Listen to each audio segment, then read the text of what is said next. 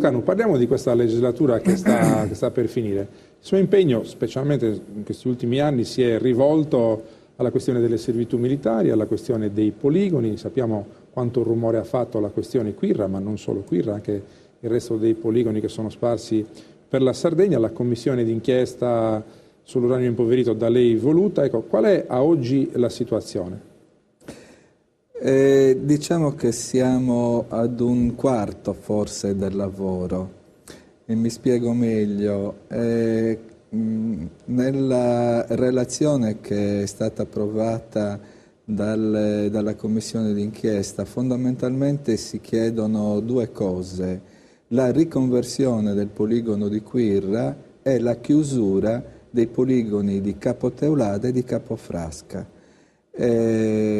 Ci sarebbe bisogno di un'altra legislatura, ed è questa la ragione direi principale per cui ho ritenuto di dover porre la mia candidatura, per arrivare a destinazione.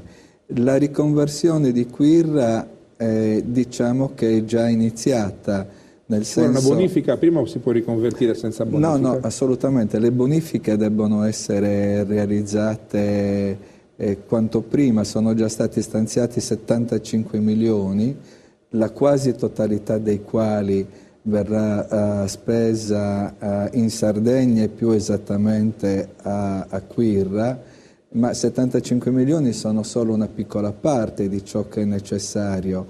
La commissione d'inchiesta ha chiesto 300 milioni, 100, 100 e 100 a partire dal 2013. Le difficoltà, immagino, dei conti pubblici, ve ne sono arrivati molto meno. Esatto, però questo è un risultato ottenuto già nel 2012, che quindi lascia molto ben sperare per il futuro, anche perché ci sono fondi europei ai quali si può attingere. Lei parlava di riconversione già iniziata. Riconversione già iniziata, perché 15 giorni fa in rappresentanza del Ministro della Difesa, il capo di gabinetto, che sarà anche il futuro capo di Stato Maggiore dell'Aeronautica, ha incontrato proprio a Perdastefogu 10 sindaci, che sono quelli che conferiscono il territorio al poligono di Quirra, e ha costituito di fatto una sorta di task force operativa che si dovrà occupare della gestione del poligono e della sua ristrutturazione. Posso chiederle cosa c'è oggi e cosa ci sarà dopo la riconversione in quel poligono? Oggi c'è una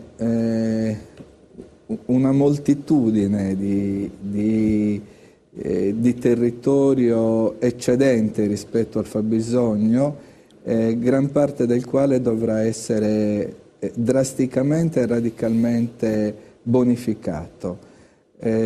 L'indicazione accolta per il poligono è di utilizzarne soltanto una parte, quindi facendo in modo che nessun lavoratore venga licenziato. Quindi qua si tratta di Ilva ce lo insegna, ma non abbiamo bisogno di certi insegnamenti, di realizzare la trilogia salute, lavoro, ambiente. Noi intendiamo fare in modo che il bene primario della salute venga garantito, ed è per questo che certe attività che prima venivano realizzate a Quirra non saranno più realizzate. Lavoro, perché per fare le bonifiche si potranno creare centinaia di posti di lavoro.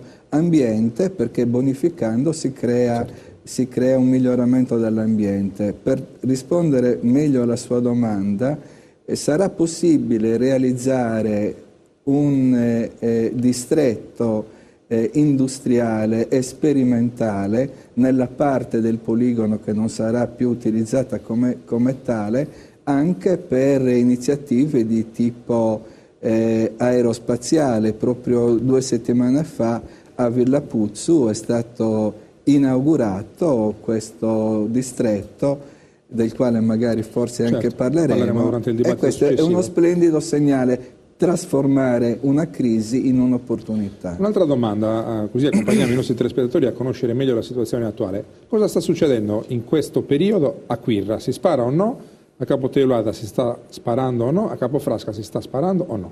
Allora, subito dopo l'approvazione della nostra relazione, quindi dal 30 maggio in poi, gran parte delle attività è stata interrotta perché purtroppo gran parte di queste attività non era di fatto compatibile con l'esigenza di tutelare tout court la salute. Gli Stati Maggiori hanno preso atto di questa prescrizione del Parlamento e stanno mettendo a punto proprio in queste settimane dei nuovi protocolli che permettano, per quanto riguarda Quirra, la riapertura del poligono senza che ci siano licenziamenti, implementando nuove attività che andranno in sostituzione a quelle che saranno cessate. A Capo Teulada, a Capo Frasca è avvenuto una procedura simile, però vorrei che si tenesse presente che nei prossimi anni, ma già da quello che sta per iniziare, si dovrà procedere, se da una parte per Quirra si dovrà procedere alla sua riconversione, per Capo Teulada e Capo Frasca si dovrà procedere alla loro chiusura. Quindi bisognerà che il governo italiano trovi altri siti alternativi. Senta, adesso io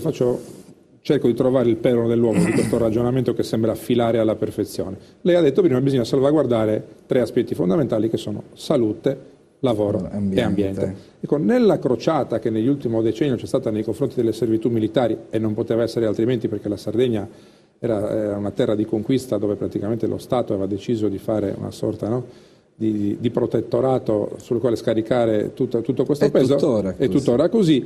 C'è però un precedente in Sardegna che è proprio del suo territorio, che è quello di La Maddalena. Cioè, noi abbiamo costretto gli americani ad andare via, però non abbiamo salvaguardato le 3 priorità che ha detto lei, perché forse abbiamo salvaguardato quello della salute, quello della rivendicazione del nostro territorio, quello dell'ambiente, ma quello del lavoro non l'abbiamo salvaguardato, perché basta andare alla Maddalena e chiedere alla gente cosa ne pensa della vita, tra virgolette, senza le basi americane, e lei sa bene quali sono le risposte che ci arrivano. Non è che in Ogliastra rischiamo di andare incontro allo stesso pericolo? No, in ogni caso nessun pezzo di pane potrà mai essere posto in alternativa alla salute. Se noi continuiamo ad accettare di sopravvivere a costo anche di compromettere la nostra vita e soprattutto quella dei nostri figli, finiamo per affogare nella nostra inciviltà. Deve essere chiaro, e vorrei tanto che potesse essere questo anche il motivo conduttore della nuova legislatura anche alla Regione, che questa nostra terra ha tutte le potenzialità per pretendere che la salute venga garantita a tutti e per declinare iniziative politiche che siano in grado di portare nuovi posti di lavoro. Alla Maddalena è andata a finire così perché ci sono stati dei gaglioffi che sono la famosa cricca che è andata ad occuparsi di cose che avrebbero viceversa potuto creare diverse centinaia di posti di lavoro. Bisogna vigilare, bisogna fare una politica seria e attenta. Queste cose sono nella nostra disponibilità. Finiamola di ritenere che per forza si debba compromettere anche l'ambiente. Ecco perché ad esempio io credo che le bonifiche debbano riguardare anche i siti industriali, non soltanto i siti interessati dai poligoni militari. Grazie senatore Scanu, finisce qui la nostra intervista faccia a faccia. Dopo la pubblicità partiamo con il nostro dibattito in studio.